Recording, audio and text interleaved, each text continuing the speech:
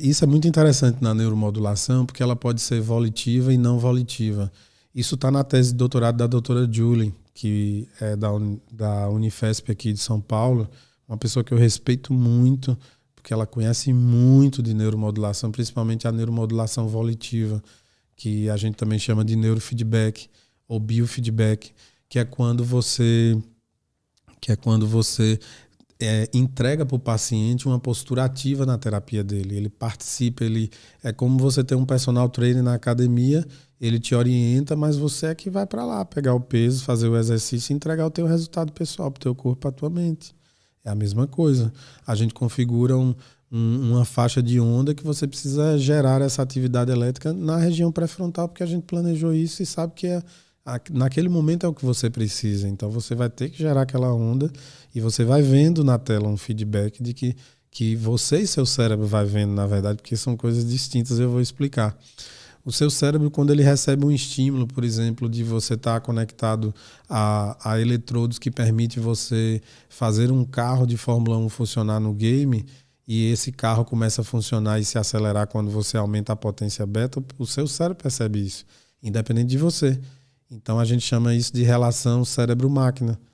É uma relação que não depende da tua consciência. O cérebro saca isso e ele vai curtindo aquilo porque ele adora estímulo.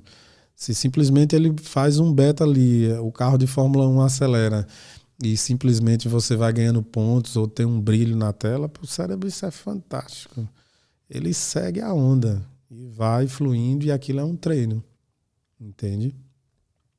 Esse é o tipo de neuromodulação que a gente chama de volitiva. O paciente ele participa. Eu chego para minhas crianças, por exemplo, que são portadores de TDAH, e falo para os pais, aqui é um ambulatório da ideia de pegar o TDAH e transformar ele em pessoas pluriaptas, habilidades múltiplas.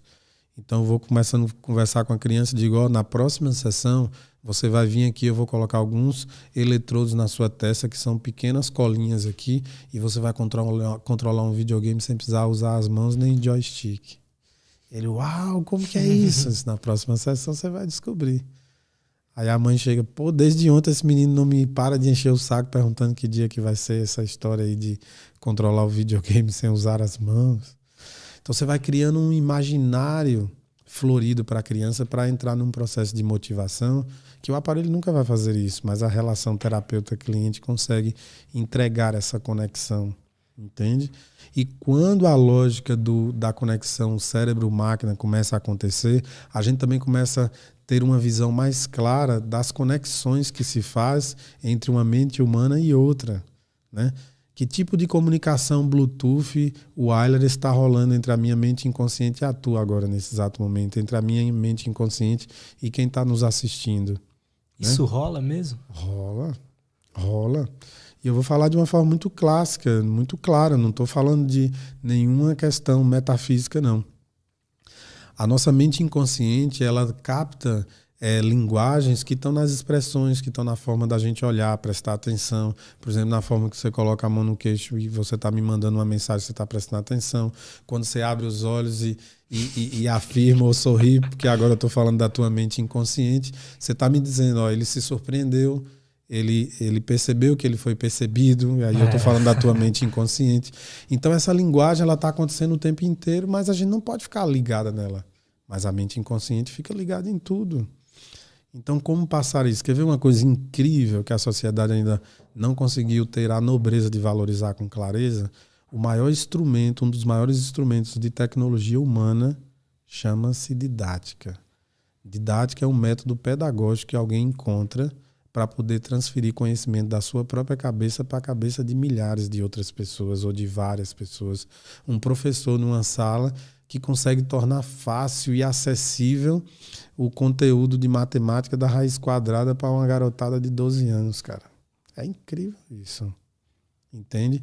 Então a didática é uma coisa que, por ser tão natural do ponto de vista cognitivo, que é uma coisa que os nossos cérebros fazem e a gente não tem consciência da complexidade disso, a gente não tem a iluminação de valorizar.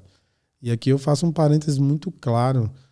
Cara, o processo da profissão de ser professor no Brasil, além de todos os desafios, é incrível.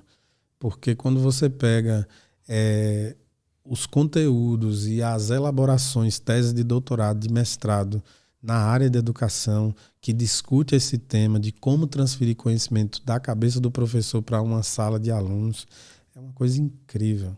É uma coisa incrível. Você falando isso, eu pensei aqui, né? E através da linguagem, da palavra, você consegue facilitar ou não uma neuroplasticidade na pessoa, claro, né? Claro. E aí está acontecendo vários movimentos a partir disso, por exemplo. Qual a leitura que eu faço, né? Quando eu penso, por exemplo, no Joel J, que sai da alta performance de um atleta olímpico, né? Isso mesmo? E começa a trabalhar uma ideia de um conhecimento usando as redes sociais, expandindo uma lógica e trazendo uma leva e uma legião de pessoas que conseguem absorver aquela lógica, aquele estilo de vida e começa a transformar a vida de várias pessoas. E à medida que ele transforma a vida de várias pessoas, ele melhora a dele ainda mais e por aí vai. O trabalho que nós estamos fazendo aqui agora, por exemplo, tentando falar de um assunto extremamente complexo, dando clareza e dando didática. Percebe? Então as redes sociais, ela trouxe esse fenômeno. E a gente não pode deixar de falar hoje de metaverso aqui também. Porque lá a velocidade vai ser muito maior. Mas perceba, né?